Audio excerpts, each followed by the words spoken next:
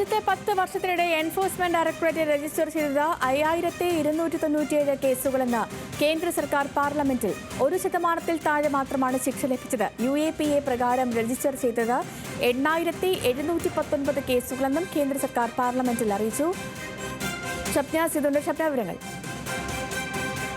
Sethulakshmi, Hyderabad Lok Sabha MP Asaduddin ഉവൈസിയുടെ ചോദ്യത്തിന് മറുപടിയായാണ് കേന്ദ്ര സർക്കാർ ഈ കണക്കുകൾ പാർലമെന്റിൽ ഉന്നയിച്ചത്. UAPA, PMLA എന്നിവ പ്രകാരം രജിസ്റ്റർ ചെയ്ത കണക്കുകളുടെ വിശദാംശങ്ങളാണ് കേന്ദ്ര സർക്കാർ പാർലമെന്റിൽ അവതരിപ്പിച്ചത്.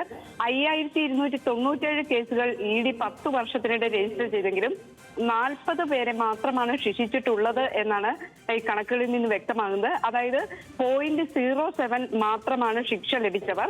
അതുപോലെ കഴിഞ്ഞ 4 വർഷത്തിനിടെ കേരളത്തിൽ നിന്ന് 13 കേസുകൾ ED രജിസ്റ്റർ ചെയ്തിട്ടുണ്ട്. ഏറ്റവും കൂടുതൽ കേസുകൾ രജിസ്റ്റർ ചെയ്തിട്ടുള്ളത് ഡൽഹിയിലാണ്. 10 വർഷത്തിനിടെ ED 132 രാഷ്ട്രീയ പ്രവർത്തകർക്കെതിരെ കേസെടുത്തു എന്നാണ് കണക്കുകളിൽ പറയുന്നത്. അതിൽ ഒരാളെയാണ് ശിക്ഷിച്ചിട്ടുള്ളത്. 5 കേസുകൾ വിചാരണ ഘട്ടത്തിലാണ്. അതുപോലെ 2019 മുതൽ UAPA പ്രകാരം ഇതുവരെ 8719 കേസുകൾ രജിസ്റ്റർ ചെയ്തു. UAPA കേസുകളിൽ 222 പേർ ശിക്ഷിക്കപ്പെട്ടപ്പോൾ 567 പേർ കുറ്റവിമുക്തരായി എന്നതാണ് ഏറ്റവും പ്രസക്തമായ കാര്യം. അതായത് കുറ്റവിമുക്തരാക്കപ്പെട്ടവരുടെ എണ്ണം ശിക്ഷിക്കപ്പെട്ടവരുടെ എണ്ണത്തിന്റെ ഇരട്ടിയിലധികമാണ് എന്നാണ് ഈ കണക്കുകൾ പറയുന്നത്.